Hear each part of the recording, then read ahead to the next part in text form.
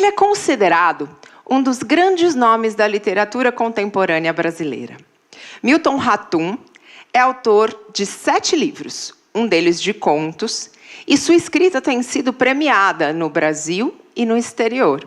Sua obra está traduzida para 12 línguas e publicada em 14 países, com venda superior a 200 mil exemplares. Ele é amazonense, com ascendência libanesa. Milton Ratum é também tradutor e professor universitário. Com vocês, Milton Ratum. Olá, Milton.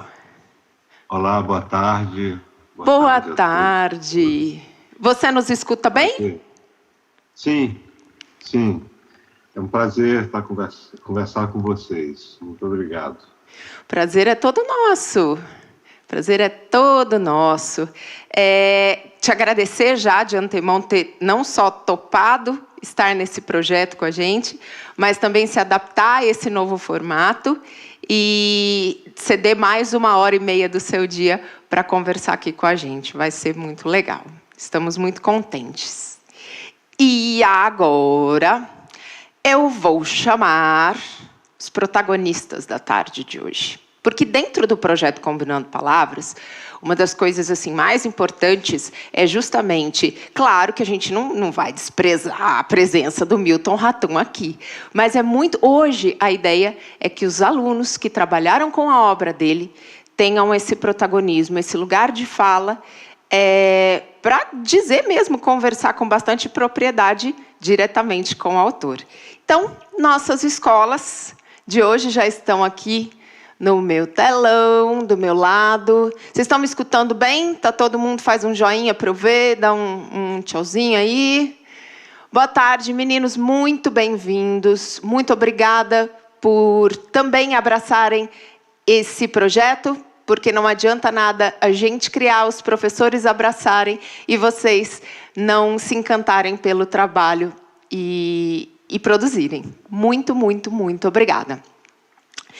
Eu vou começar com um vídeo, tá? Um vídeo da Escola Estadual Capitão Virgílio Garcia. Por que, Milton? Dessa forma, você vê a produção deles, e aí, em seguida, só para você ter mais ou menos ideia de como vai ser agora à tarde, você vai ver esse vídeo, e após esse vídeo, eu vou chamando escola a escola, e eles vão te fazendo perguntas diretas. Pode ser? Claro. Então, tá ótimo. Pode soltar o vídeo.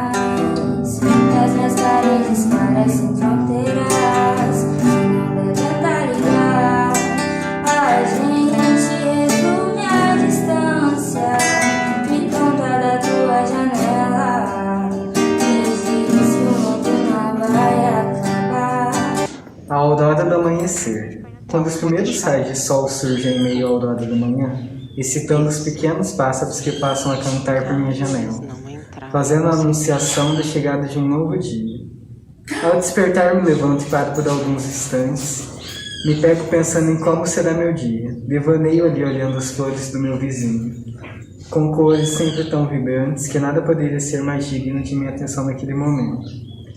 Exceto quando ouço um riso tão espontâneo e alegre que se destaca em meio aos sons da cidade. Pessoas se arrumando para o trabalho, carros ainda tímidos e sonolentos, passando pela rua. Mas aquela risada não, aquele era o som de alguém em êxtase, sem preocupações com sua manhã e sua vida dali em diante. Era o neto de meu vizinho, que em todos os dias, naquele mesmo horário, chegava à casa dele, com uma animação que somente uma inocente e angelical criança teria naquela hora tão incerta. Acho que aos olhos de uma criança, tudo sempre será colorido e mais bonito. Giacomo Leopardi, um dos maiores expoentes da poesia italiana, dizia que as crianças acham tudo em nada, os homens não acham nada em tudo, e isso é mais que notável. Quando eu era pequeno, por mais exaustiva que fosse a rotina de ter que acordar cedo para correr e pegar o ônibus para poder ir à escolinha, parecia gostar muito mais que hoje em dia, que moro razoavelmente perto do colégio. Costumava passar por um caminho com várias árvores grandes, repletas de flores brancas e rosas, com centenas de pétalas delgadas que pareciam formar um tapete para quem passasse por ali. Exalava um cheiro tão doce pelas manhãs frias daqueles dias do mês de julho. Um olhar da minha janela. Da minha janela eu vejo um muro, inclinando meu olhar para cima. Vejo tipos de árvores. Nestas árvores eu vejo folhas e frutos, que alimentam os pássaros que ali escolhem ficar. Deste meu olhar atento, me vêm lembranças da minha infância, aquelas que nunca vou esquecer. Me lembro bem das gotas de chuva que caíam sobre as folhas, já verdes e com cor pela chegada da primavera. Me encantava os olhos ao ver a pombinha tentando aquecer o seu filhote no ninho. Isso era um verdadeiro espetáculo, de como a natureza é maravilhosa. E é assim que sei que, de um olhar da minha janela, posso dar valor às coisas pequenas e saber o verdadeiro significado de como é estar vivo, e poder fazer como exemplo esse simples ato de olhar pela minha janela.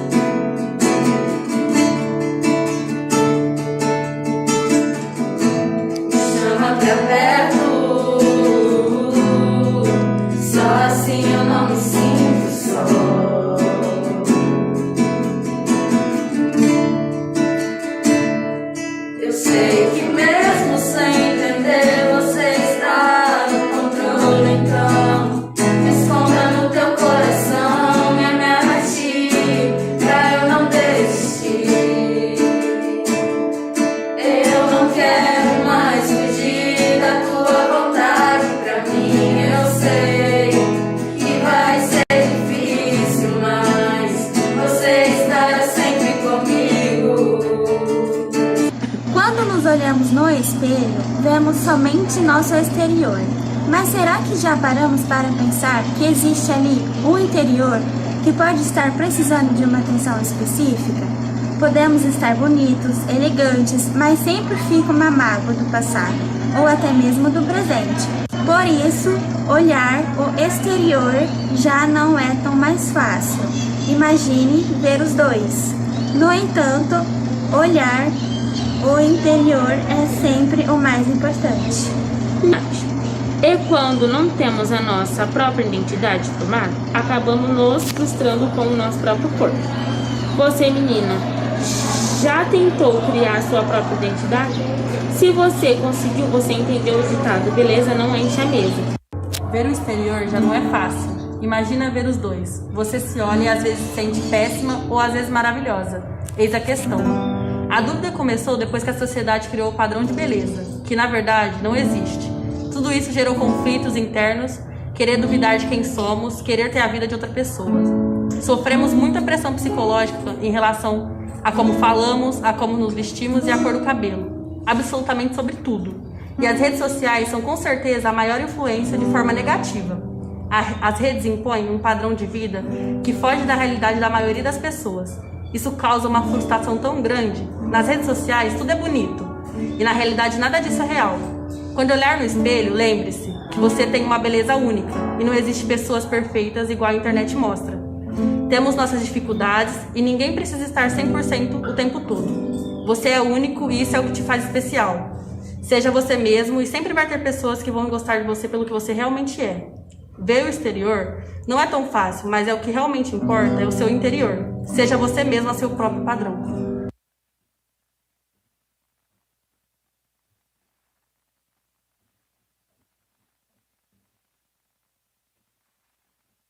É isso aí. E aí, Milton? Esse é o trabalho, a produção que os meninos fizeram. Já te dizer que você vai receber todo o material, tanto que você assistiu hoje de manhã, quanto de hoje à tarde, e até alguns que acabaram não entrando, porque chegaram com um pouco de atraso e acabou não conseguindo entrar na edição. Você vai receber tudo como presente e lembrança desse nosso momento, desse nosso encontro, ok? Obrigado. Obrigado. Vou deixar a palavra com você um pouco antes de começar a dar a palavra para os alunos te perguntarem. Então, obrigado pela apresentação. Eu acho que essa é uma frase de um conto, salvo engano, é A Casa Ilhada. Não sei se confere. É um encontro de um cientista suíço, né, que vai a Manaus e aí conhece o narrador. Atos, né, já é difícil, né? E imagine olhar para dentro de si mesmo, ou de si mesma. E ele fala isso inspirado num peixe brasileiro, tem na Amazônia, chamado tralhoto, que é um peixe que ele navega uma parte dos olhos para fora e uma parte para dentro da água, né? Então ele vê o exterior e o mundo aquático, e o que está dentro, né? É uma metáfora que eu usei para, enfim, para suscitar essas questões que os alunos e as alunas abordaram, né? Não se deve só olhar para fora, mas a gente deve também olhar para dentro de nós mesmos, né? Refletir, pensar, sonhar, enfim.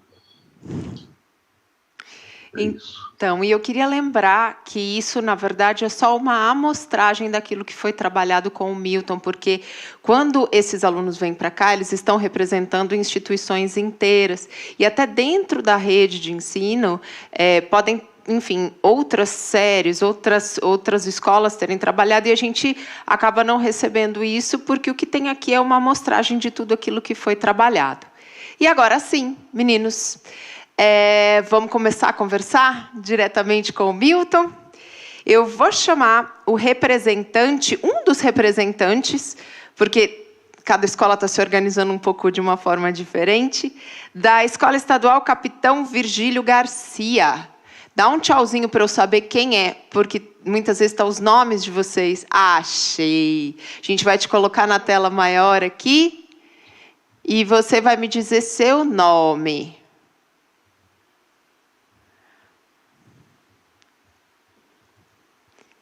Capitão Virgílio Garcia. Com quem a gente conversa agora? Matheus? Oi, boa tarde. É o Matheus, sim. Fica à vontade, Matheus. Muito bem-vindo. E o Milton é todo seu. Já está ouvindo? Já. Então, Milton, o senhor morou em diferentes regiões do Brasil e no exterior. Eu queria saber sobre esse convívio com diferentes culturas regionais, internacionais, o que isso agregou ou influenciou na sua vida pessoal e profissional, na sua carreira, no seu trabalho. Então, Matheus, né? Olha, eu conheci a diversidade na minha cidade nativa, onde eu nasci, em Manaus, capital do Amazonas. Em Manaus eu convivi com muitos brasileiros, de Manaus e fora de Manaus, com pessoas com indígenas, não é? Conheci indígenas, porque Manaus, o próprio nome da cidade é de uma etnia indígena, os Manaus. Convivi com imigrantes, porque meus avós e meu pai eram libaneses, portanto, eu ouvia na minha casa a língua árabe, né? E, claro, a língua portuguesa. Então, essa convivência com a diversidade já se deu na minha infância. Depois, eu muito jovem, eu fui morar em Brasília, sozinho, com 15 anos, e aí eu conheci pessoas do Brasil todo, porque ninguém tinha nascido em Brasília em dezembro de 67. Ou seja, havia crianças brasilienses mais de 7, 8 anos. Brasília foi fundada em 1960. E depois morei em São Paulo. E aí viajei para o exterior, quando eu me formei aqui na Faculdade de Arquitetura. Eu fui como bolsista do governo espanhol para Madrid, depois morei em Barcelona e morei na França há alguns anos. Toda essa experiência brasileira e estrangeira, europeia, foi uma experiência importante para a minha vida. Como eu disse de manhã, quer dizer, para você ser escritor ou escritora, você não precisa sair do seu país, não precisa viver fora. Eu dei o exemplo do maior escritor, dos maiores escritores brasileiros, certamente um dos maiores, Machado de Assis, que nunca saiu do Rio de Janeiro, só para Petrópolis, que é ali do lado. E, no entanto, é um escritor fabuloso, né? Quer dizer, para quem escreve, o mais importante é a leitura. Primeiro, gostar de escrever, ter paixão pela escrita. E, ao mesmo tempo, não é separadamente, ao mesmo tempo, ter paixão pela leitura. E ler bons livros. Não ler qualquer coisa, eu acho importante ler bons livros. Então, eu tive sorte de sair, mas também não foi, vamos dizer assim, não foi decisivo para eu me tornar escritor, o fato de ter vivido fora. Agora, você aprende línguas estrangeiras, é importante. Eu aprendi espanhol, já tinha aprendido aqui na Universidade de São Paulo, eu já falava pouco de francês. Eu aprendi em Manaus ainda, quando eu era muito jovem, porque havia francês e inglês na escola, né, na escola pública, e latim. E isso tudo, eu acho que não há mais francês, não há mais ensino de língua francesa, né, de latim. Então, foi uma experiência boa. E eu queria sair do Brasil, porque nos anos 70, no final dos anos 70, ainda havia uma ditadura nesse país. Um regime militar bruto, com censura, com perseguição, com prisão, e eu quis sair daqui. Eu não queria viver, eu queria viver numa democracia. E foi bom, apesar dos problemas, das saudades e da dificuldade de viver em outro país, foi bom, foi muito bom. É isso aí. Quem vai falar comigo ainda da Escola Capitão Virgílio Garcia é você que continua comigo, Matheus, ainda? Ou tem mais algum representante? Tem mais 2 para fazer. E tem mais alguma pergunta? Depois. Dá um tchauzinho para mim. Quem mais é da Escola Capitão Virgílio Garcia? Então, coloco... É o Leonardo? É isso? Então, vamos colocar o Leonardo na tela.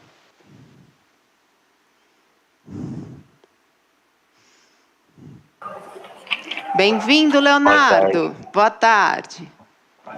Eu queria fazer a pergunta de o que o senhor sugere que possa ser feito para melhorar o interesse por leitura de crianças e adolescentes.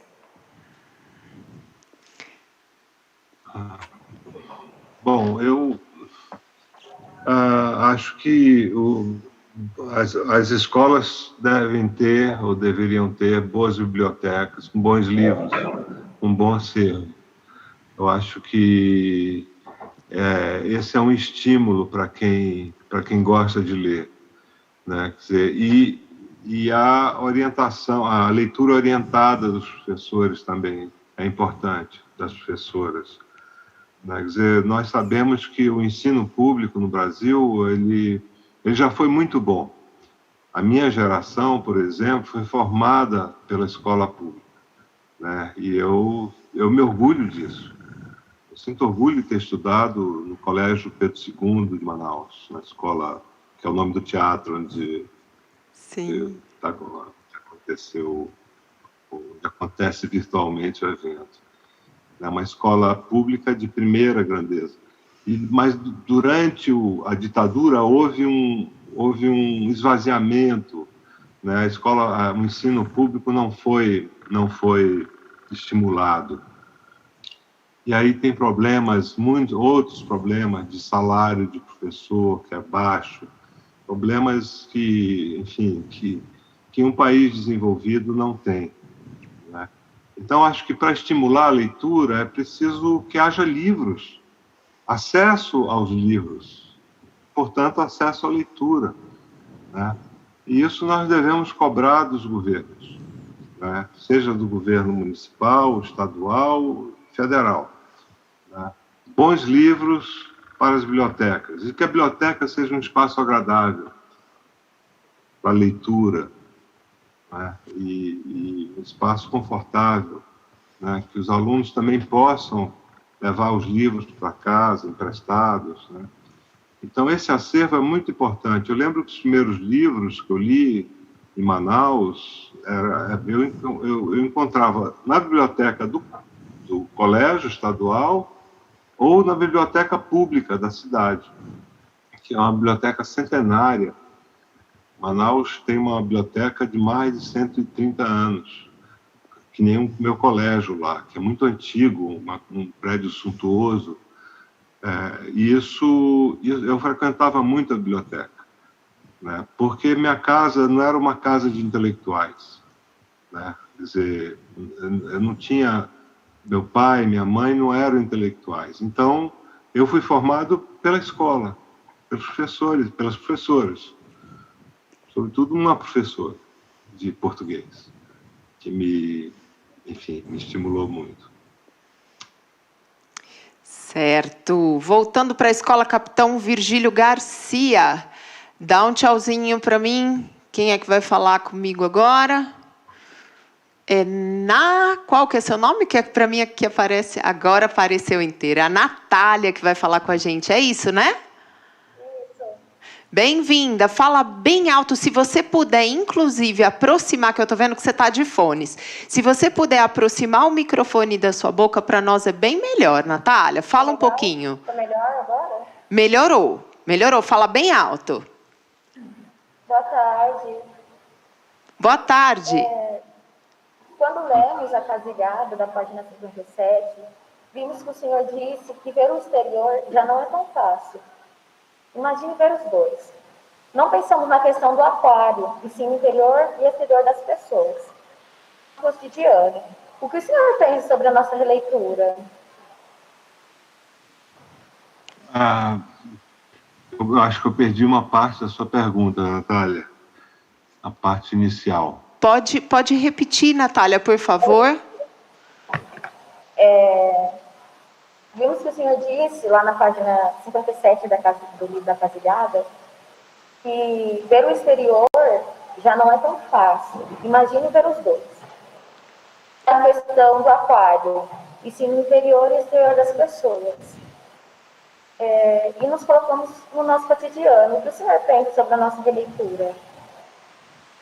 Não, então, eu falei logo no início, não sei se você assistiu, que vocês interpretaram muito bem essa relação entre o olhar para fora e o olhar para dentro, quer dizer, o olhar exterior e o olhar interior, né? Porque é como vocês disseram, né? Você não pode julgar uma pessoa pela aparência. A pessoa não é pelo aquilo que ela, como ela se, pela vestimenta ou pelo corte de cabelo ou pela cor da pele ou cor dos olhos ou ela é profundamente aquilo que está na consciência dela, os valores morais dela, não é?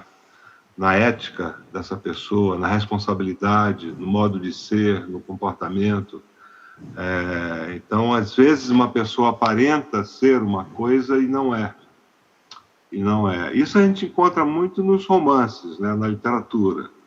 Né? Personagens que parece que são de tal modo e, na verdade, elas são o avesso daquilo que elas aparentam ser. Elas são o contrário. Elas negam essa aparência, né? Isso para o bem ou para o mal, né?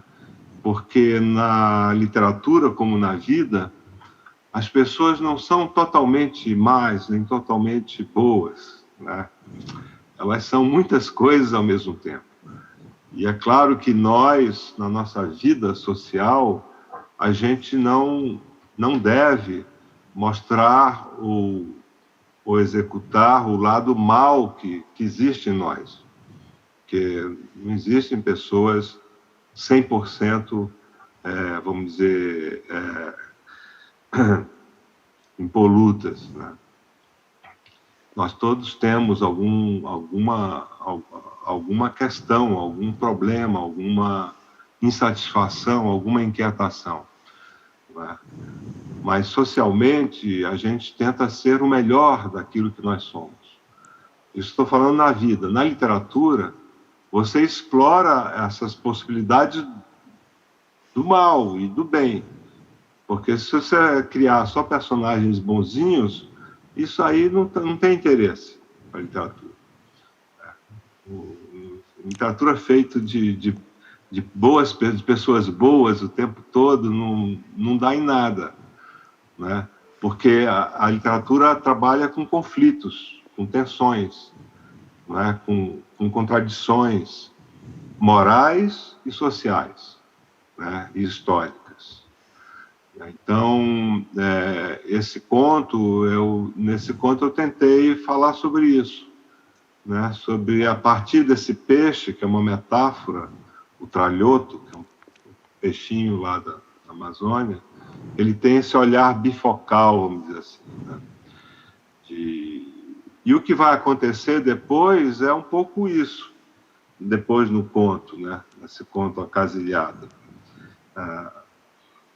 Então, os comentários que vocês fizeram, eu achei muito pertinentes, porque questões... Hoje, a sociedade brasileira, por exemplo, vive uma tensão, e as pessoas, geralmente, alguém falou das redes sociais, né, da internet e tal, né? Então, você vê essas agressões o tempo todo, e isso não leva a nada também, né? Não leva a nada, porque é mais fácil você agredir, você xingar, O mais difícil é você parar, pensar, refletir e argumentar com calma, com sabedoria, né? Isso é o mais difícil. Por isso que a internet não é muito bom para você argumentar. Você perde muito... As pessoas querem respostas instantâneas e brutas, e que não leva a nada, só leva ao ódio. E eu não trabalho com ódio. Quer dizer, eu não vivo com ódio, ao contrário, né? Eu mantive essa calma amazônica, esse pacto com a natureza, né, com o rio, com a floresta. Isso me dá um pouco de serenidade para não, enfim, para não sair do eixo, né, do meu eixo, e argumentar. Muito gostoso te ouvir, Milton, porque é bem isso, né?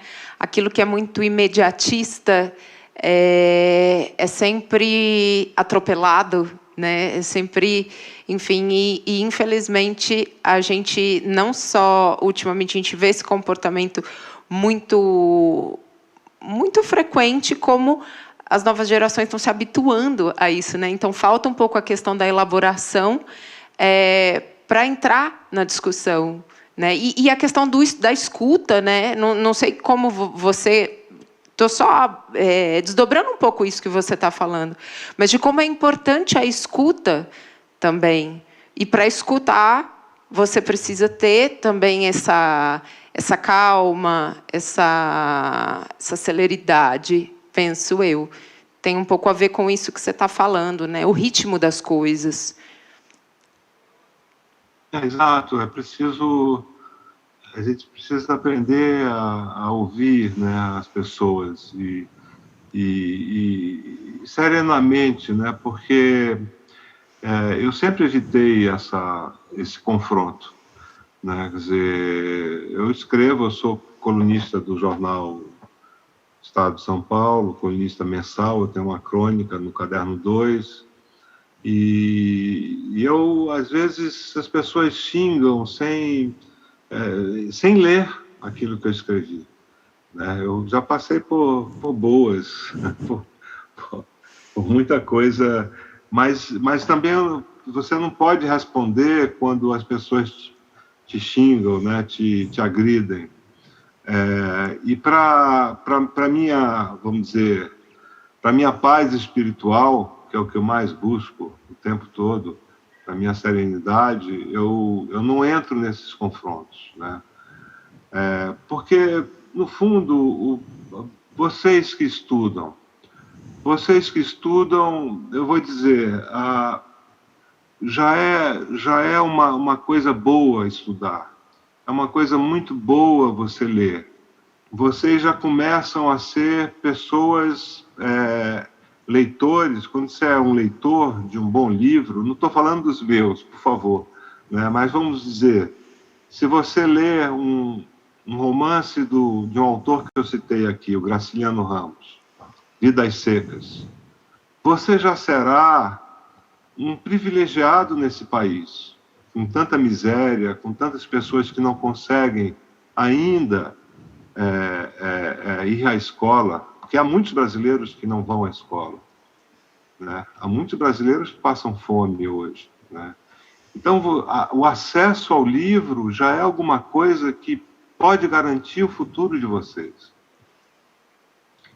E dar a vocês, vamos dizer, uma visão mais profunda da sociedade e da vida, né? Quer dizer, esse é o papel da leitura. Né? É você entender mais a nossa sociedade, o nosso tempo e a nossa vida interior também, a nossa subjetividade, não é mesmo? Quando eu li Vidas Secas, com a idade de vocês, eu devia ter, não sei a idade de vocês, de qual série, mas eu tinha 14 ou 15 anos, 14 talvez, o que é? Eu estava em Manaus é a capital do Amazonas, fica à beira do Rio Negro, que é o maior afluente do Amazonas. É um rio que parece um mar, tanto que os espanhóis chamavam de rio-mar. Aquele mundo de água e de floresta. Aí eu leio um livrinho chamado Vidas Secas, que narra a vida miserável de uma família do sertão, que está passando fome, uma família carente de analfabetos, no mundo seco, no sertão, no mundo áspero, que nada tem a ver com a minha cidade, com aquele rio gigantesco. Aí eu penso, mas isso é o meu país. Naquela época não havia televisão em Manaus. Internet, muito menos, né? Então eu conhecia o Brasil através da sua literatura. E aí eu percebi, bom, há outros Brasis. Que Nordeste é esse? Que sertão é esse? E aquele livro, aquele livrinho, que é um clássico, Vidas Secas, leiam um dia, se vocês puderem. Mudou minha percepção do país. A linguagem, aquele vocabulário que eu não conhecia muito bem, eu ia ao dicionário e ficava ali garimpando as palavras, o significado das palavras. E para mim foi fascinante sair do meu lugar, daquela Manaus cercada pela água e pela floresta, e ir a um outro mundo que era o meu mundo, era o Brasil, escrito na minha língua, não é mesmo? E isso foi um pouco, ou se não bastante, gratificante para mim, quando o meu livro, Dois Irmãos, caiu, participou da lista do vestibular do Rio Grande do Sul, no Paraná, nos estados do Sul. As pessoas me diziam, alguns jovens me diziam, olha, eu fui a Manaus e a Belém porque eu li o Dois Irmãos, para conhecer aquilo de perto, a Amazônia de perto. E é isso, a literatura ela também te dá essa abertura para o mundo, né? Você entende mais a tua sociedade, né? E mais o ser humano, com seus conflitos interiores. E a literatura trabalha com isso, com o olhar bifocal do peixe, do tralhoto. Ela vê o que está fora e o que está dentro. É isso aí. Mais uma pergunta da Escola Capitão Virgílio Garcia. Mais alguma pergunta? É a Mariana de Paula? Pode trazer a Mariana Maior aqui para a gente, por favor. Aí, bem-vinda! Obrigada, boa tarde. Boa tarde. Boa tarde, Milton. Boa tarde. A minha pergunta, eu queria saber se as críticas, por algum momento na sua vida, elas te fortaleceram ou por algum momento elas fizeram você desistir?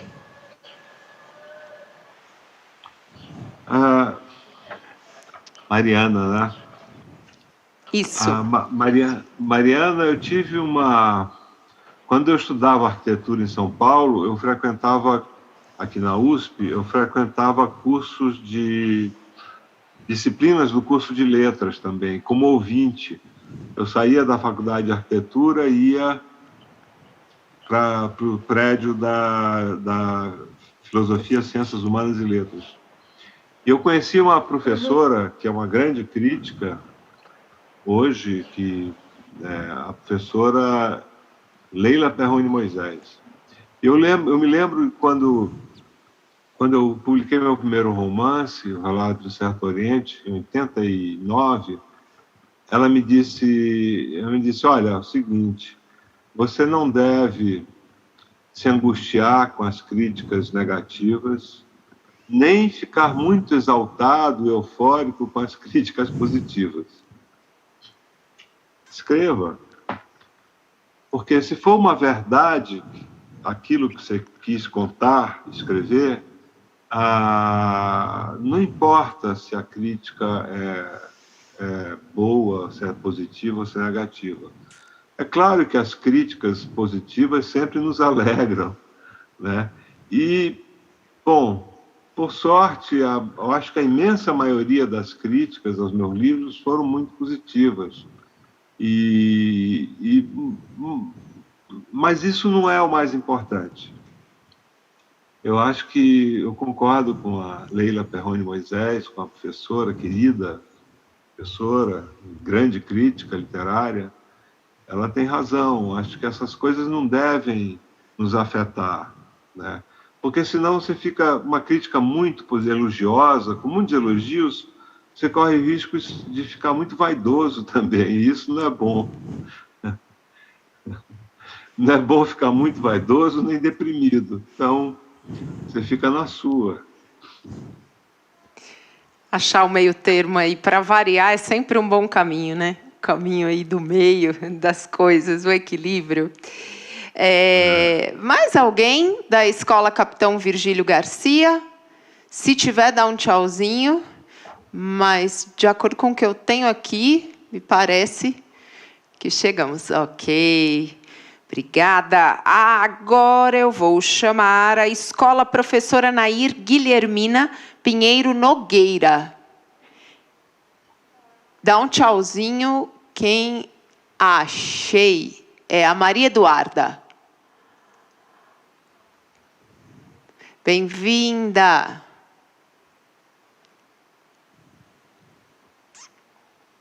A gente não está te escutando, Maria. Vê se está aberto aí o microfone. Está fechado. Estou vendo daqui.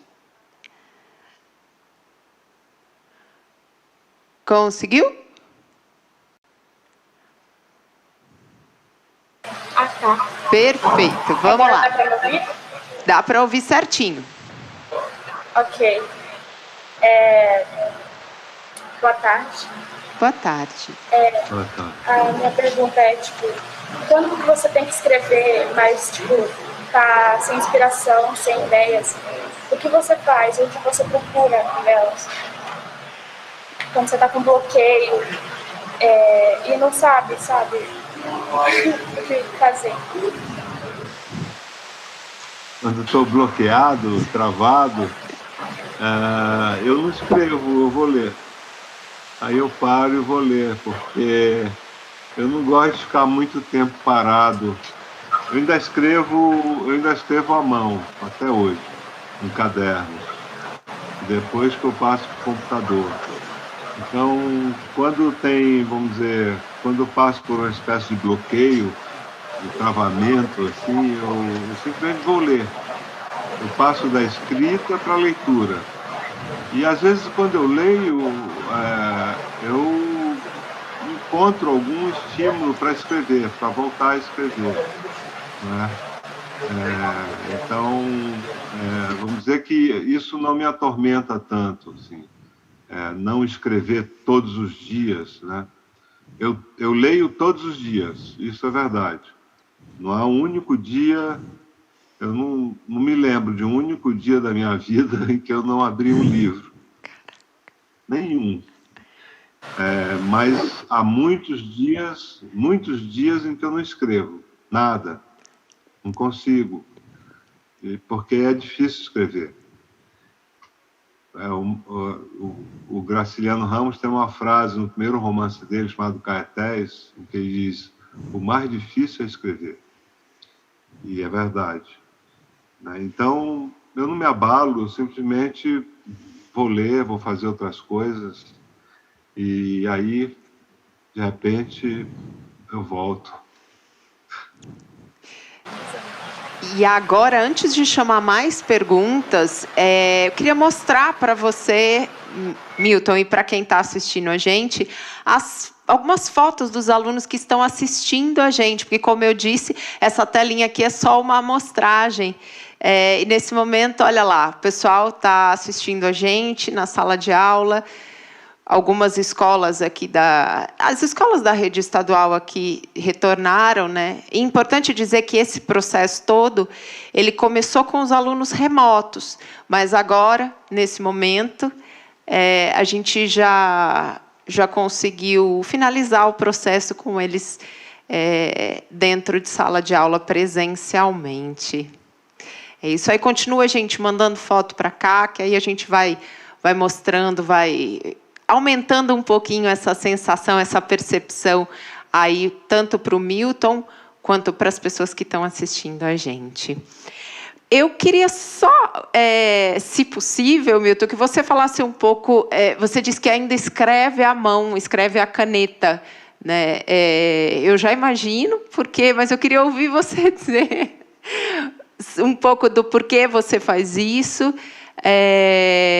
sendo que aparentemente escrever no computador, entre muitas aspas, parece ser mais fácil por ser mais editável, né? Se é que eu posso dizer assim. Quando você se habitua a escrever no computador, as pessoas geralmente não voltam para a escrita. Eu queria ouvir de você um pouquinho sobre isso? Então, foi uma prática que começou da minha juventude e eu nunca parei. Tanto que antes do computador, a máquina de escrever, eu escrevia à mão também. Depois eu passava limpo, porque para mim, vamos dizer, o meu pensamento tem uma correspondência mais forte com a mão, com o corpo direto, com a caneta e o papel, do que com a máquina. Eu sou mais lento quando eu escrevo diretamente no teclado, no computador. E antes, quando eu escrevia a máquina.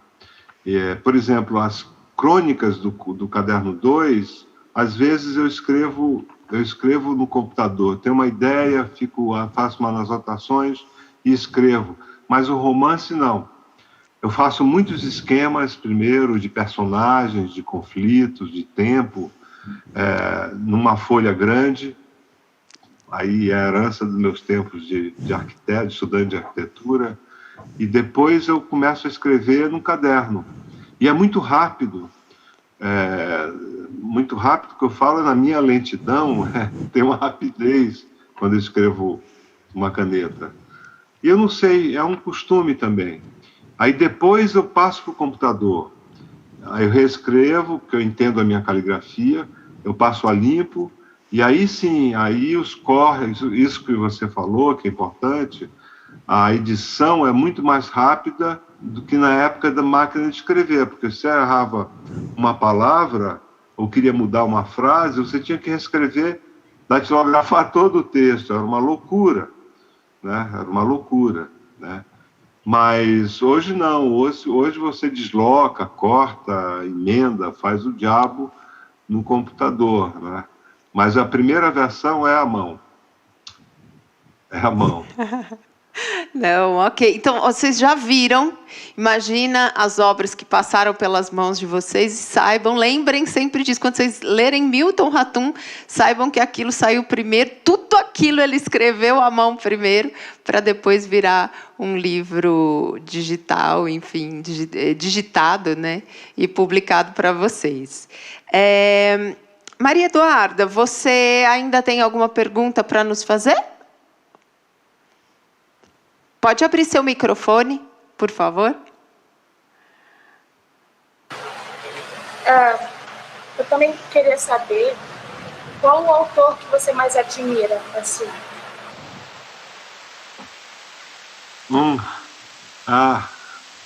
Ui. São tantas e tantos, Maria Eduarda. Muitos. Mas olha, no começo com a idade de vocês, eu falei do Graciliano Ramos. Eu li Capitães da Areia, do Jorge Amado, naquela época também. Li também trechos dos Sertões, do Euclides da Cunha, e li um conto, uma professora de francês, um dos contos de um livro chamado Três Contos, de um autor francês chamado Gustave Flaubert. Esse conto que eu adorei chama-se Coração Simples, Um Coração Simples. E 40 anos depois eu escrevi O Dois Irmãos.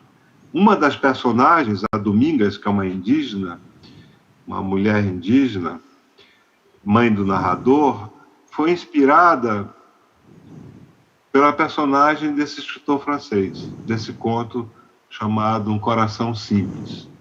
Eu estou com um livro ali, depois, se der tempo, eu me levanto e pego e mostro para vocês. O que aconteceu? Eu traduzi com um amigo meu esse livrinho, esses três contos do Flaubert, que é um clássico. Eu acabei traduzindo esse livro 40 anos depois que eu li em Manaus, aos 14, 15 anos de idade. E, então, vamos dizer que o Machado de Assis, muita gente da literatura brasileira me formou. O meu gosto literário veio da literatura brasileira e dessa literatura estrangeira que eu li na minha juventude e depois na minha vida adulta, vamos dizer assim. Então, vocês, por exemplo, agora, eu tenho um filho de 18 anos, 17 anos, que vai fazer o vestibular. E um dos livros é o Quincas Borba, do Machado de Assis. E eu não li há mais de 30 anos. E agora, por causa dele, que a gente não faz pelos filhos, eu reli. Eu reli para conversar com ele sobre o livro. E reli com um prazer e uma emoção enormes. E descobri coisas, muitas coisas que eu não tinha percebido na minha leitura lá da juventude, ou da vida adulta, mas não era esse velho que vocês estão vendo. Então eu reli Quincas Borba e percebi tantas similaridades entre o Brasil daquela época, de 1870, e o Brasil de hoje. Olha que loucura. E o Brasil de hoje. Impasses, problemas, crises, sabe? A coisa da aparência que vocês estavam falando, lá do peixe, lá do conto, nessa vida da corte do Rio de Janeiro, da aparência, dos gastos, da riqueza, da ambição louca, desenfreada, sabe? Dos escravos, da vida dos escravizados, que está no Machado, né? Essa vergonha nacional, né? E ainda hoje, uma parte da sociedade brasileira é marginalizada, né? E isso, enfim, é um dos grandes livros da minha vida. O Quincas Borba, o Dom Casmurro. Aí eu poderia falar da Clarice Lispector, da Hora da Estrela, do Lima Barreto, enfim, do Guimarães Rosa. São muitos autores brasileiros e estrangeiros que, enfim, que você vai lendo na sua vida. É impossível ler tudo, mas quando você começa a fazer uma seleção, e isso eu aprendi aqui em São Paulo com um professor que me deu uma lista de livros fundamentais para ler, e eu cumpri à risca essa lista, a leitura desses livros. Isso foi muito importante, porque se você lê os livros errados, os livros, enfim, sem consistência, é mais difícil você se tornar um escritor ou uma escritora, vamos dizer, consistente. Então, você lê os grandes primeiro e os escritores importantes para você se situar, né?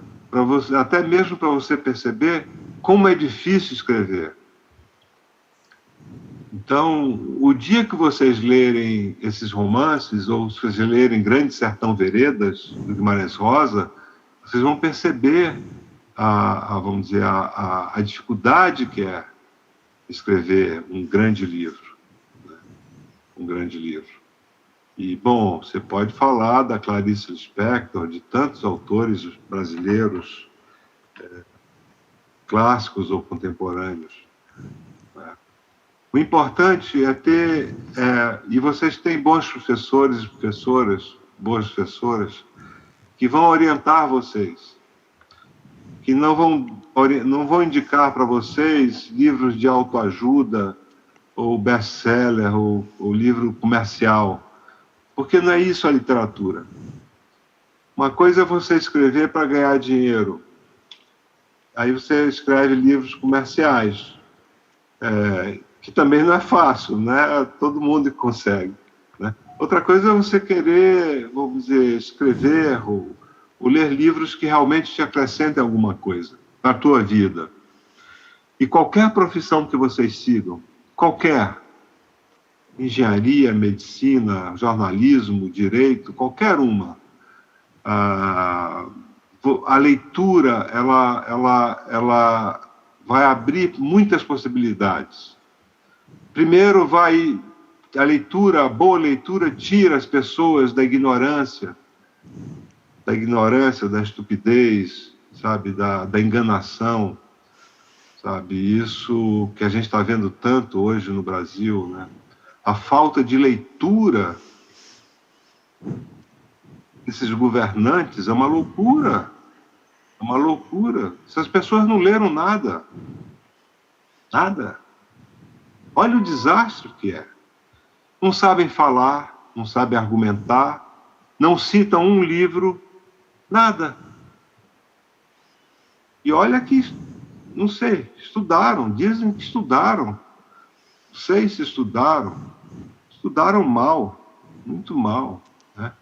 E, no entanto, o que a gente precisa é, vamos dizer, de discernimento, de leituras, de boas leituras, para dar soluções para o país. Ô, Milton, eu vou te fazer um convite. Pensa direitinho, não vou te colocar nisso de responder agora, mas se você puder, não sei se você viu, antes de você entrar, eu estava apresentando a plataforma do site do Livro Vivo, onde a gente coloca bastante conteúdo sobre os universos dos autores que lá estão, e você é um deles. A gente usou essa plataforma, a gente criou essa plataforma, inclusive, para nos ajudar como ferramenta pedagógica nesse Combinando Palavras. E lá existe uma página que é sua.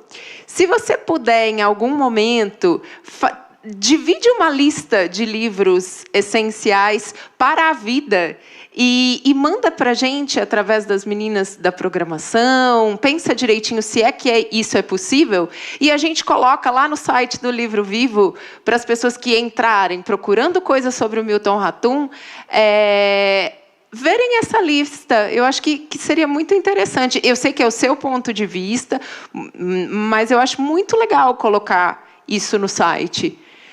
Pensa direitinho, é um convite. Tá Viu? bom, eu estou em contato com as pessoas que estão organizando, e eu mando uma listinha, com certeza, com o maior prazer eu faço isso. Então para mim, o que eu faço na minha vida é falar de bons livros. Falar da Clarice Lispector, do Lima Barreto, enfim, dos autores, não só brasileiros, mas... eu sempre me interessei muito pelas bibliotecas, porque as bibliotecas das escolas, quando tem bons livros, e o aluno que quer ler, ele tem acesso a esses livros. Porque muitas vezes, você pensa na Amazônia, gente, eu sou do Amazonas, vocês não imaginam a dificuldade de um município no meio, lá na beira do rio, isolado. Às vezes, as escolas nem têm bibliotecas. Nem têm bibliotecas. É uma tristeza. Por isso que eu participo de uma ONG, chamada Expedição Vagalume, que manda livros infantis e infanto-juvenis para o interior da Amazônia toda, para a Amazônia legal brasileira. E já construiu mais de 130 bibliotecas modestas, pequenas, mas com bons livros, que as pessoas mandam de São Paulo para lá. Para o fim do mundo, porque às vezes são 3 dias de barco para o livro chegar nessa comunidade ou nesse município. Então, há muitas crianças brasileiras que nunca viram um livro, que nunca leram um livro.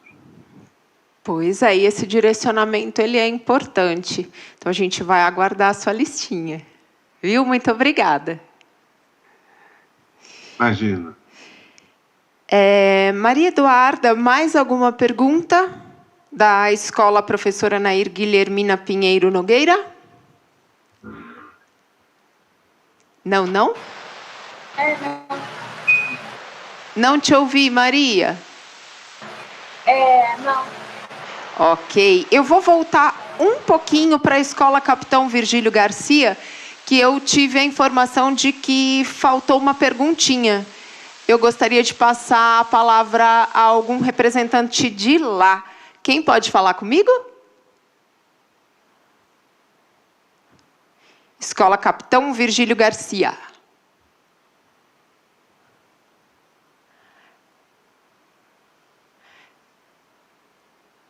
Oi.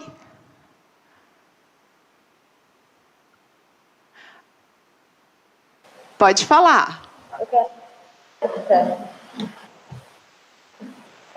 Qual a evolução da perspectiva que o senhor tinha ao olhar pela janela, nas diferentes fases da sua vida? E do que você sente mais falta ao olhar atualmente? Entendeu, Milton? Ou quer que eu peço para ela repetir? Repete, Eu não entendi. por favor, mais alto e bem pertinho, assim. Dá para me escutar melhor assim? Dá. Tá. Qual a evolução da perspectiva que o senhor tinha ao olhar pela janela nas diferentes fases da sua vida? E do que você sente mais falta do olhar atualmente? Entendeu, Milton? Se você puder repetir para mim... Eu entendi. Ela perguntou qual era a sua perspectiva ao olhar pela janela, né, pensando no passado, qual a sua perspectiva de... Acho que em função da provocação pedagógica mesmo, levada pelo seu conto, de olhar, de o que você via através da sua janela, no passado e hoje. O que você gostaria de ver através da sua janela hoje? É isso. Bom, o meu passado, a minha geração olhou por uma janela muito, muito estreita na sua juventude. A juventude da minha geração, a juventude e o início da vida adulta, ou seja, dos 12 anos, de 1964 até os 30 anos, a minha geração viveu sob uma ditadura militar civil. E por isso que eu fui embora do Brasil. Eu ganhei uma bolsa e fui embora em 79, final de 79. Né? Então, a nossa juventude foi uma juventude, vamos dizer, roubaram a nossa liberdade naqueles 20 anos, mais de 20 anos. Né? Mas, mesmo assim, nós, enfim, resistimos, ficamos aqui. Eu estudei, eu tive o privilégio de estudar na Universidade de São Paulo, enfim. E depois fiz minha carreira de escritor, né? De professor, porque eu fui professor durante muito tempo na Universidade Federal do Amazonas, e depois como escritor. Hoje, eu acho que a minha geração, que já envelheceu, que tem entre 65 e 70 anos, ou um pouco mais, 70 anos, ela está um pouco apavorada com a volta de um autoritarismo. Então, a janela da democracia está se fechando para a gente, para todos os brasileiros. E isso é péssimo, não é bom. Não é bom essa coisa da volta dos militares, isso é péssimo. Vocês não sabem o que é viver numa ditadura. Vocês não imaginam a dificuldade, a falta de liberdade. É muito triste, muito tenso. É horrível. É horrível. Então, enfim, eu não sei o que vai acontecer no Brasil, né? Mas eu estou lutando com as palavras, minhas palavras serenas, para que isso não aconteça, para que a gente caminhe, continue numa democracia, que o Brasil encontre uma saída para esse impasse, que nós estamos vivendo um impasse, muito com a pandemia, com 550, uma loucura, número de mortos. Está tudo muito, muito estranho, tudo indo muito mal. E eu espero que a gente saia desse impasse. E vamos sair. Vamos sair, porque o Brasil já superou tantas crises, acho que vai superar mais essa.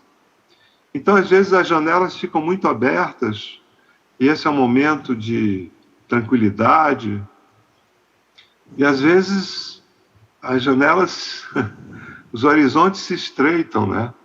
E aí a gente tem que lutar para que ele se abra de novo. Com calma, né? E às vezes até com humor. O humor ajuda um pouco, quando é possível, ser bem-humorado. Ok, Milton. Eu vou voltar para a Escola Capitão Virgílio Garcia. Existe mais alguma pergunta que eu deixei para trás? Acho que é o Matheus ali em cima. Aí, pode falar, Matheus. Boa tarde de novo. A educação do Milton foi construída pelo ensino público. Como ele gosta de dizer, ele é um filho da escola pública. Eu queria saber como que ele acha que o ensino público poderia ser... Está ouvindo bem? Estamos ouvindo bem. Como ele acha que o ensino público poderia ser mais valorizado nos tempos atuais. E um conselho, como uma pessoa que já é vivida e que conquistou o espaço e a carreira dele, sendo da escola pública, assim como a maioria dos jovens de hoje. Certo. É uma ótima pergunta, mas a resposta é muito difícil. É muito difícil. Eu penso, porque você tem que considerar muitas coisas que travaram a qualidade ou diminuíram a qualidade do ensino público. Muitas coisas. Olha, a primeira delas, vamos ser honestos, é o péssimo salário dos professores. O salário dos professores, o professor se sentir bem, ser estimulado, ele tem que ganhar bem. Isso é claro, né?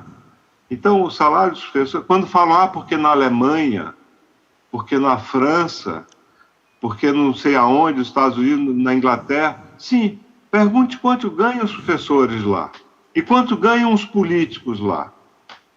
Um deputado, um senador, um ministro, o presidente. Não há uma disparidade grande, uma disparidade salarial. Os professores ganham para viver com dignidade. Esse é um primeiro aspecto, né? E, inclusive, houve no Congresso uma corrente de deputados do Centrão, deputados de direita, que querem baixar o piso salarial dos professores, que já é baixo. Olha que loucura. Eles querem isso, cara. Como é que pode? Como é que pode isso? Se tem aí general que ganha 80, salário enorme, políticos, ministros ganham uma fortuna, como é que pode isso? A segunda coisa é a escola, a formação de professores, cursos para professores de reciclagem, é dar ao professor, à professora, a possibilidade de ele evoluir, crescer intelectualmente. A arquitetura dos colégios, o projeto de arquitetura, as salas de aula, né, a iluminação, enfim, as bibliotecas com bons livros, né, a questão do esporte, da prática de esporte, do teatro, né, e, finalmente, o ensino integral, que é o sonho de muita gente, né, que as escolas públicas tenham horário integral, e que o aluno almoce, a criança, o jovem, almoce nas escolas e tenha um período integral. Eu estudei numa escola pública assim, em Brasília, que foi fechada em 1971 pela ditadura, porque era uma escola muito boa. Muito boa. Eles não aguentaram aquilo. Fecharam. Foi uma das melhores escolas do Brasil. Bom, estão fazendo isso? Querem fazer isso? Olha o ministro da Educação que a gente teve, os ministros, que nível baixíssimo desses ministros. Foram os piores ministros da educação da nossa história. Da nossa história. Cara que diz, ministro que diz que uma pessoa... Escuta, se você tem um problema, uma criança tem um problema, ela não pode frequentar a sala de aula, ela tem que ser separada, pessoas com deficiência. Que monstruosidade é essa? Então, nós não temos política educacional no Brasil. Nós estamos há quase 3 anos sem uma política educacional. E acabando com aquilo que foi feito anteriormente, de positivo. É uma monstruosidade. Quando falo na educação brasileira, aí eu fico mais amargo. Eu não consigo ter humor. Muito difícil. Porque o país tem recursos para ter uma educação pública de bom nível. Tem recursos. Tem dinheiro para isso. E não aplica. Não investe. Por uma questão política. Porque é melhor para eles. É melhor para uma certa elite manter os jovens, as crianças, manter o povo, né, uma má formação. Porque um povo bem educado, bem formado, dificilmente elegeria essas pessoas que estão aí no poder. Dificilmente. É isso aí, respondida a sua pergunta, Matheus. Obrigada. Mais alguém da Escola Capitão Virgílio Garcia? Diz para mim, Matheus. Olha para mim aqui, Matheus. Isso. Diz para mim... É a Mariana que vai fazer a pergunta, no caso. Sim, mas eu gostaria só de te perguntar uma coisa. Mais uma pergunta, porque depois eu vou precisar abrir para uma outra escola. Então, eu vou deixar a Mariana... Agora, é a Mariana que vai falar, né? A gente vai dar a palavra à Mariana... E aí, em seguida, eu vou abrir para a Escola Cid de Oliveira Leite. E se ainda assim tiver, sobrando tempo, a gente retorna para vocês. Tudo bem? Não é, no caso, uma pergunta. Se pudesse, no caso, a professora gostaria de ler um texto sobre a ansiedade que leva à depressão. Gente, mas é claro, pode, vamos lá. Muito obrigado. Com certeza o Milton vai querer escutar isso. Vamos lá. Obrigado. É a Mariana que vai falar? Coloca a Mariana para mim, gente. Isso. No caso, eu vou fazer a pergunta e logo em seguida o Matheus vai ler o texto. Ok. Não, Mariana, no final. É porque, assim, eu preciso que você leia o texto agora, porque eu tenho mais uma escola para falar. É a professora, no caso, então. Então, professora, cadê você? Ela que ajudou a gente, faz tudo. É um exemplo pra gente. Aí sim. Posso pegar? Olá, boa tarde. Deixa eu ver, cadê a professora? Aqui, professora Andréa. Achei. Boa tarde, tudo bem? Tudo bem, Boa professora. Boa tarde, Milton. Boa tarde, boa tarde. Boa tarde. Nós estávamos falando a respeito, né, de ansiedade, pandemia, quando o Milton falou a respeito de crítica, sobre a questão do peixe, né, do aquário, e o Matheus, que está conversando, no caso com o Milton, ele escreveu um roteiro, um texto para a gente trabalhar aqui na escola, no Setembro Amarelo. Então, eu gostaria muito de compartilhar esse texto com vocês, que foi o seguinte. Desde pequenos, sempre ouvimos como vamos ser incríveis, incentivados a dar o melhor de nós, em tudo o que fazemos. Nem percebemos o quanto isso é superestimado. Depois de um tempo, percebemos que nossos pais nem sempre vão estar lá com a gente. E é aí que buscamos, nas outras pessoas, toda aquela aprovação deles, os elogios, a atenção e até mesmo o carinho que eles nos davam ou deixavam de dar. Daí, surgem os primeiros amigos e afetos. Você começa a se preocupar com sua aparência, suas notas, e em como te veem, porque nada disso importa se não gostarem de você, não é? Por isso, também aprendemos a ser diferentes de como somos, agir de uma forma que agrada aos outros que estão à nossa volta. Por fora, podemos fantasiar o quanto quisermos. Pintamos rosas brancas de vermelho, sorrimos, amamos e somos amados. Mas e por dentro? Você não pode mudar o que vem de dentro de ti. É simplesmente impossível e não importa por quanto tempo você consiga sufocar esse sentimento. Se ele for real, uma hora ele vai te sufocar. E é aí que você vai perceber que ele existe. quando estiver cercado de todos os seus amigos, as pessoas mais legais da escola, uma família perfeita, o namorado mais bonito, e ainda assim não se sentir feliz, tendo tudo que as outras pessoas mais almejam. Vais perceber que tudo que sempre achou que queria e conseguiu era só o que esperavam de você, e não o que realmente desejam. As cobranças, estética perfeita, toda aquela pressão, ser o orgulho de seus pais, são tantas as coisas que achamos que é possível aguentar, mas chega a hora em que isso desaba sobre a gente. E é aí que vem aquele sentimento, o que tem de errado comigo? Porque isso não deu certo? Eu me esforcei tanto, fiz o melhor que pude, não foi o suficiente? Será mesmo que vale a pena viver em um mundo assim?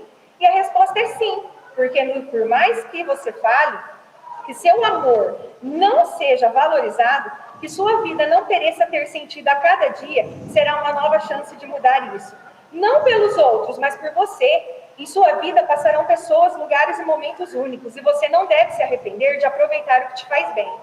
Se for o que você sente, é isso que deve fazer. Nem sempre resultará coisas boas, mas o pior arrependimento é o de não viver sua vida como você quiser, e ser quem você é de verdade por causa dos outros. Quando se sentir mal e que não poder lidar com algo, não guarde isso. Pegue esse sentimento e cuide dele, seja com terapia ou com uma conversa casual com alguém em quem confia.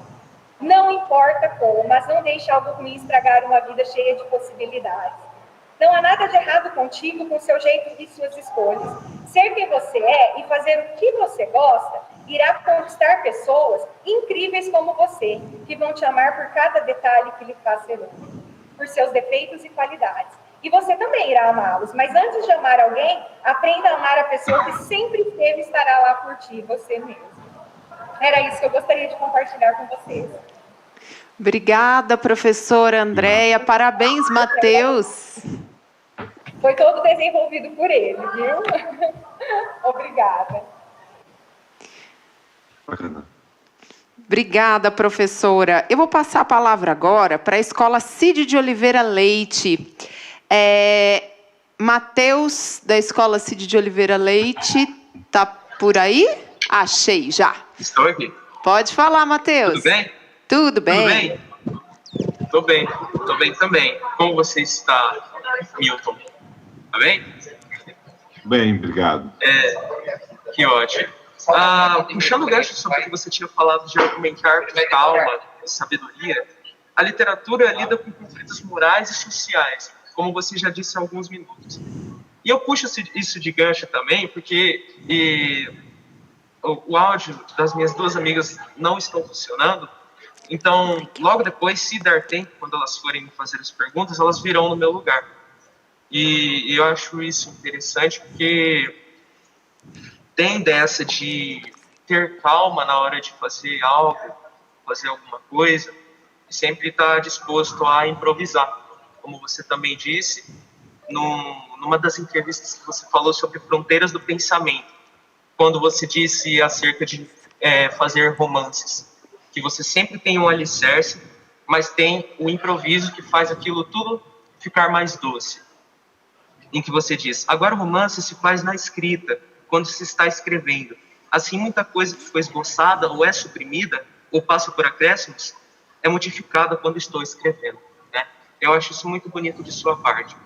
E pegando esse gancho, né, toda a vida é movida por princípios. E uma das coisas que você deixou claro dentro dessa entrevista feita no site da Fronteiras do Pensamento é sobre a efemeridade do mundo atual e nas redes sociais. Pegando essa premissa, eu gostaria de lhe fazer uma pergunta que é a seguinte. De gancho ao que você disse na entrevista exposta no site Fronteiras do Pensamento, você acha que a sociedade caminha ou, de certa forma, maratona em uma corrida de 100 metros rasos, ou até menos, tendo em vista a efemeridade do mundo atual, para uma sociopatia intelectual em um rápido e efêmero período pós-moderno, em que as grandes narrativas ou as metanarrativas já não são mais proeminentes? Eu deixo essa pergunta para você. Bom, você sabe que alguns presidentes foram muito ajudados nas eleições pelas fake news, né? Pelo disparo, vamos dizer, enorme, né? Enorme, vamos dizer, exponencial de milhões de fake news e notícias falsas, né? Eu conheço gente que acreditou no kit gay, por exemplo. No kit gay. Gente que, olha, não é gente que estudou um pouco. Estudou mal, né? Mas por isso que acreditou também, né? Pessoas ingênuas. Então, eu acho que esse mundo vamos dizer, a velocidade, a comunicação praticamente instantânea, né? E o fato de que as pessoas acreditam muito mais hoje na mensagem do WhatsApp ou do Twitter do que na leitura de um livro, de um bom livro, ou até mesmo de um jornal com uma certa tradição. Isso é muito grave, né? É muito grave porque as pessoas podem acreditar em tudo. As pessoas podem até acreditar que se você tomar a vacina, você vira um jacaré. Por exemplo, tem gente que acreditou nisso.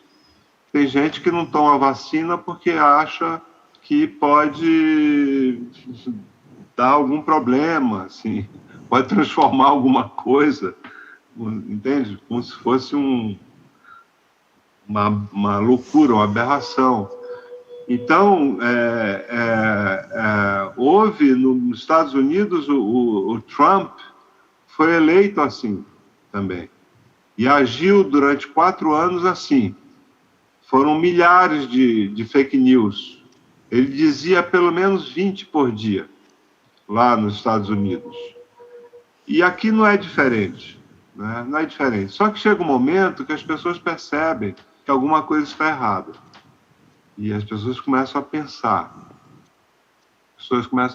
Até mesmo a questionar como que uma pessoa que se diz cristão, uma pessoa que é um cristão, um homem que é um cristão, mente tanto, né?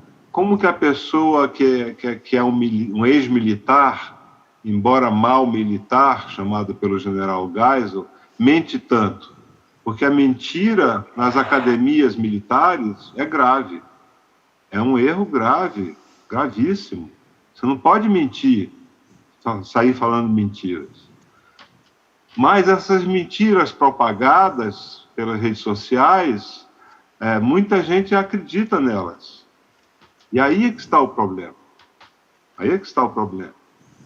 E por isso que o estudo e a leitura são importantes, né? Para você discernir, fazer diferenças, estabelecer diferenças, né? O que é engodo, o que é impostura, o que é mentira, daquilo que é verdade, daquilo que é checado, daquilo que é fato, né?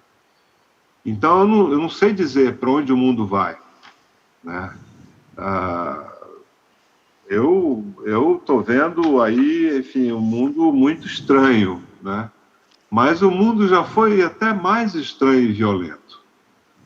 Se você pensar na Segunda Guerra Mundial, na Primeira Guerra Mundial, quando dezenas de milhões de pessoas morreram, né, o mundo sempre foi muito violento.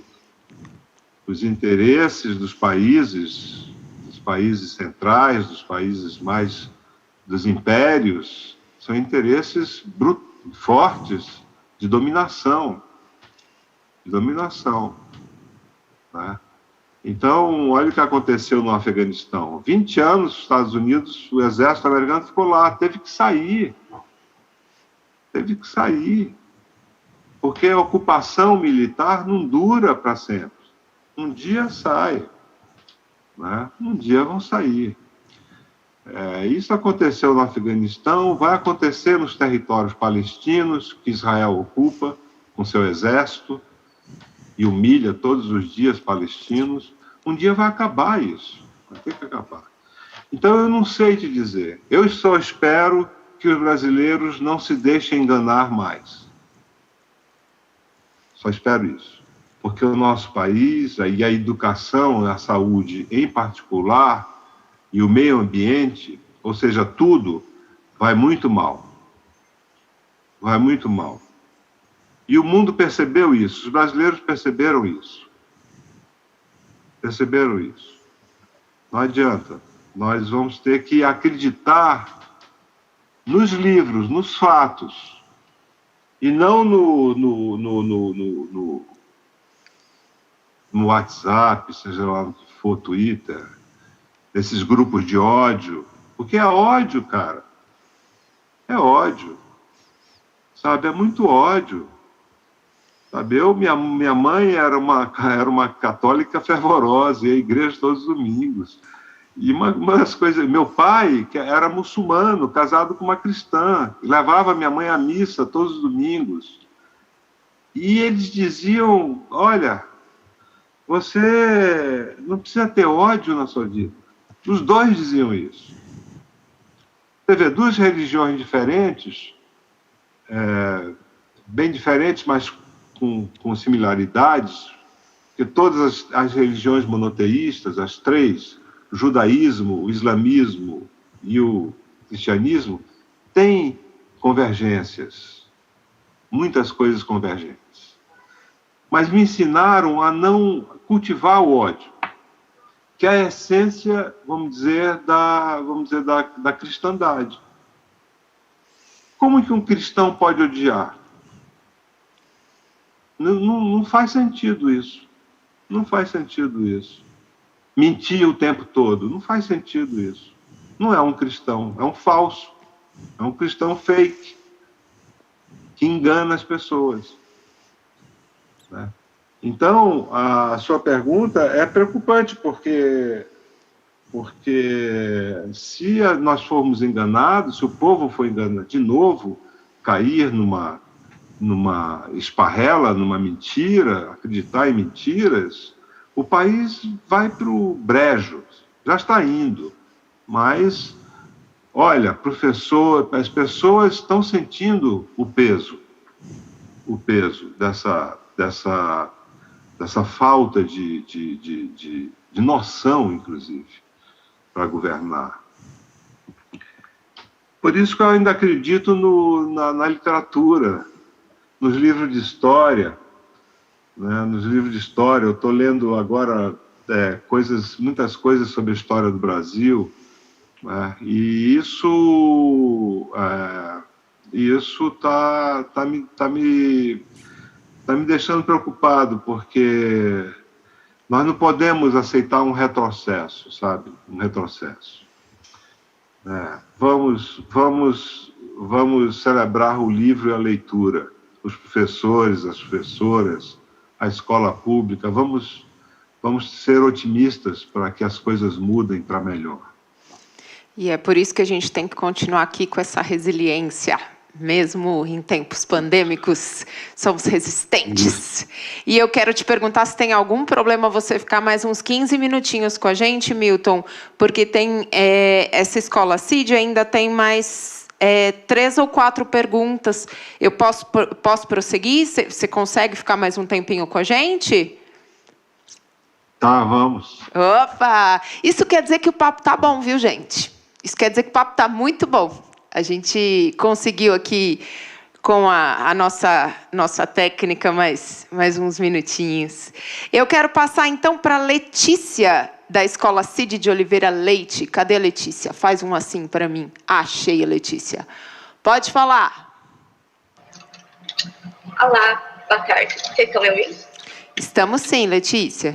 Bom, eu gostaria de estar fazendo uma pergunta sobre o seu livro de contos, A Cidade Ilhada, que foi o mais recente que tive a oportunidade de estar lendo, tanto que eu tenho aqui ao lado um exemplar. E, bom, eu queria fazer uma pergunta sobre esse livro, que seria, entre todos esses contos que fazem parte desse livro, é possível notar a abordagem de temas como a solidão, a melancolia, a busca pelo desconhecido, que traz uma forte intensidade para a leitura. E com base nisso, eu gostaria de estar perguntando quais destes contos foi o que você mais gostou de estar escrevendo, levando em consideração todo o processo de criação. Então, alguns desses contos são contos meio nômades, né? Um ocorre em Manaus, outro em Barcelona, não é isso? Outro na Califórnia, a Carta de Bancroft. Tem contos, enfim, ambientados em muitos lugares do Brasil e do exterior. Em Paris, né? O conto de Paris, que é Bárbara no Inverno, é a semente da trilogia que eu estou escrevendo. São 3 livros, eu publiquei 2, A Noite da Espera e Pontos de Fuga, ambientado na época da ditadura, né, da minha geração, de estudantes, como esse grupo de estudantes se formou naquela época, dos anos 60 e 70, do século passado. E Bárbara no Inverno não sei se você leu, vamos dizer, uma semente desse romance, desses 3 romances. O terceiro ainda não foi publicado. Então, sempre tem alguma coisa da minha vida, da minha experiência, muito transformada, né? Como eu falei de manhã, é o meu passado quase esquecido, transformado em linguagem, pela imaginação, né? Então, e alguma coisa aí tem a ver com Machado de Assis também, né? Esse conto chamado Encontros na Península, eu vou dar um exemplo, fazer uma confissão para vocês. Encontros na Península foi um conto que eu escrevi em homenagem aos, não sei quantos anos, 150 anos do nascimento do Machado de Assis, uma coisa assim. Ou não, 100 anos da morte do Machado de Assis, certo? Aí eu escrevi um conto, que é esse conto, chamado Encontros na Península. E esse conto é o mais autobiográfico do livro. Tem muito a ver com a minha vida. Porque eu morava em Barcelona, em 1980, e queria trabalhar, e coloquei cartazes para Ensina-se Português do Brasil. Coloquei nos institutos brasileiros, consulados, bares, restaurantes. Aí ligou uma senhora um dia, uma mulher, catalã, porque Barcelona, muita gente fala catalão, é uma região da Catalunha, e perguntou em espanhol se eu podia dar aula, e eu disse sim. E achei ótimo, porque ela pagava muito bem, e muito generosa, era uma viúva, e aí ela me disse, logo na primeira aula, é o seguinte, eu não quero exatamente falar português, eu quero aprender a ler Machado de Assis. Olha. Eu achei tão estranho, disse, é verdade, só isso? Quer dizer, tudo isso, porque ler Machado não é fácil. E ela disse, eu quero aprender a ler Machado de Assis. E eu disse, bom, tá bom. Eu tinha os livros do Machado, era fácil encontrar em qualquer biblioteca. E aí eu disse, mas por que a senhora... Aí disse, não, um dia eu te conto. E aí ela servia vinho, era uma mulher muito, muito rica, muito...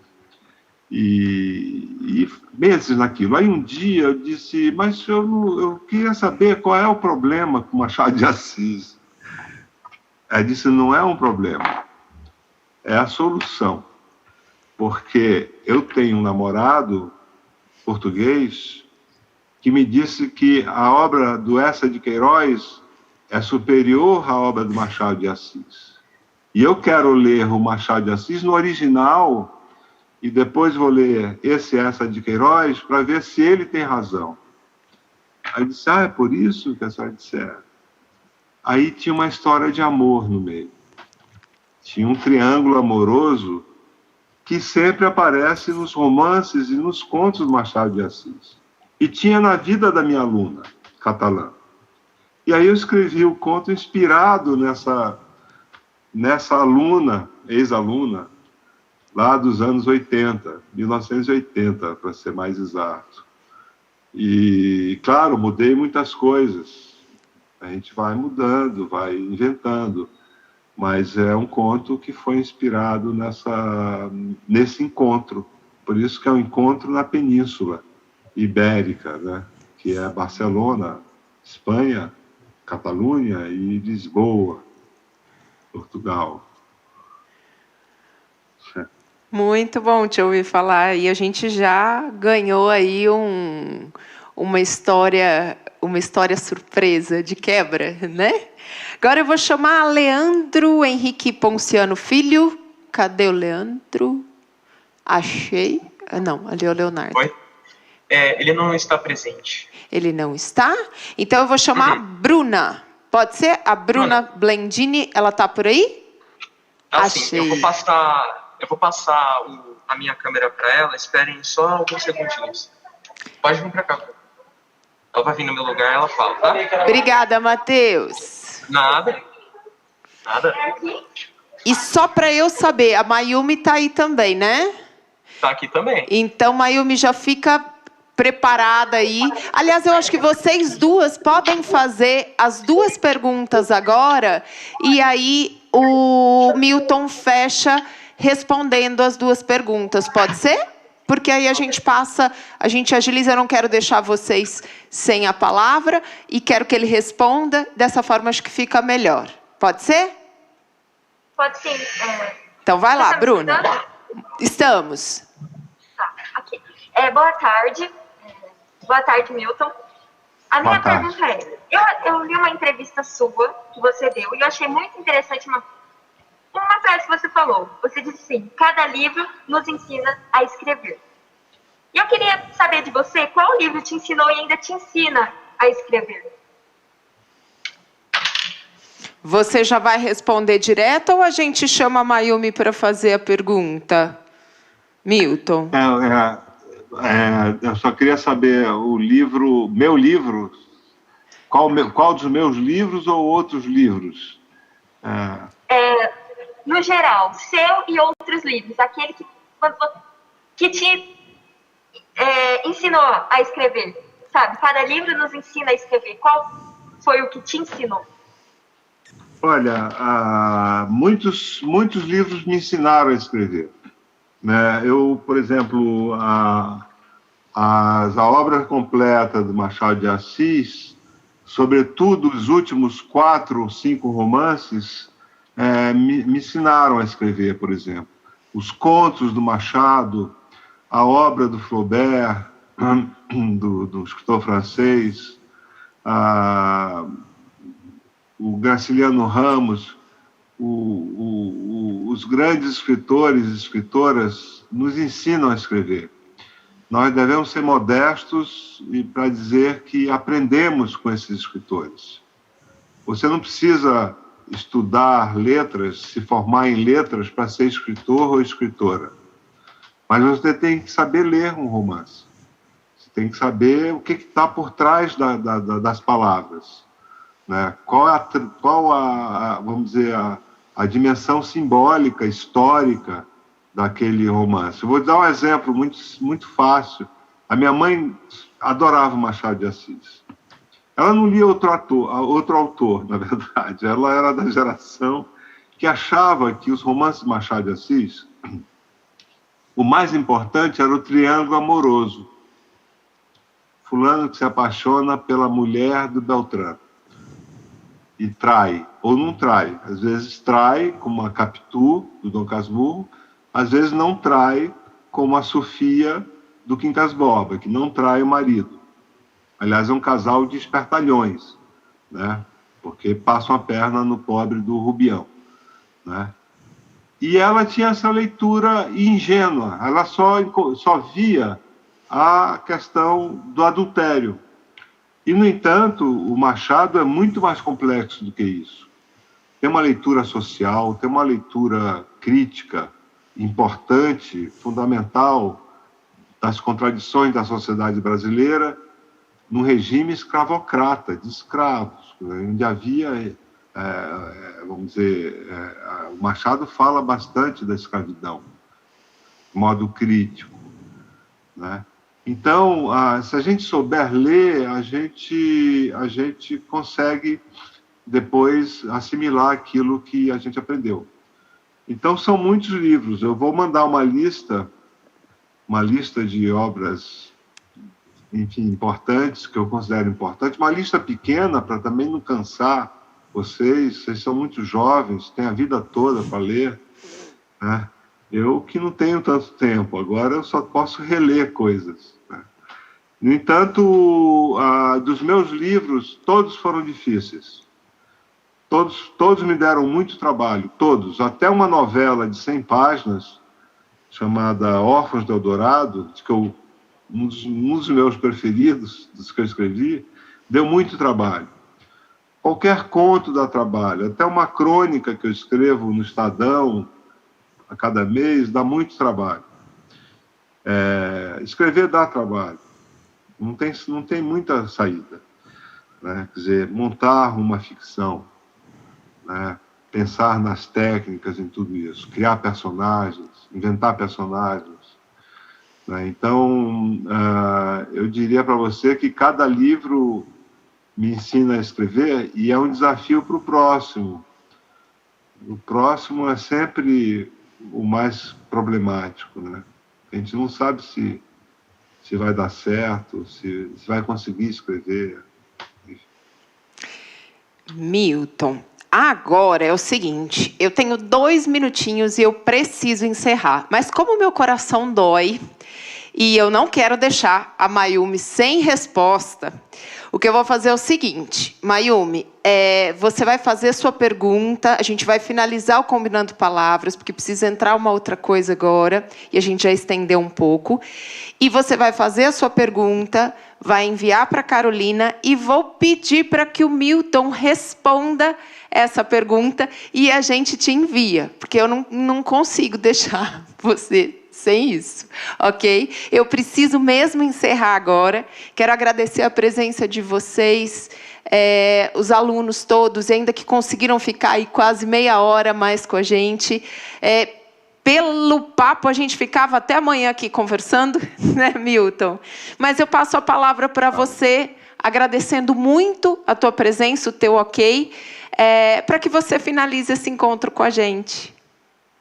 Bom, muito obrigado. Mais uma vez eu agradeço a presença de todas e todos, todo o meu coração. Obrigado aos professores, às professoras e aos jovens e a todos vocês do projeto Combinando Palavras, porque são com essas combinações de palavras que a gente avança do ponto de vista da civilização, né, e da nossa afeição também, nosso afeto, da nossa humanidade, que é disso que todos nós precisamos, um pouco mais de solidariedade e de humanidade neste país. Muito obrigado mais uma vez. Nós é que agradecemos, e pode esperar a pergunta da Mayumi, que ela vai chegar até você e a gente encaminha de volta. Obrigada, pessoal. Obrigada.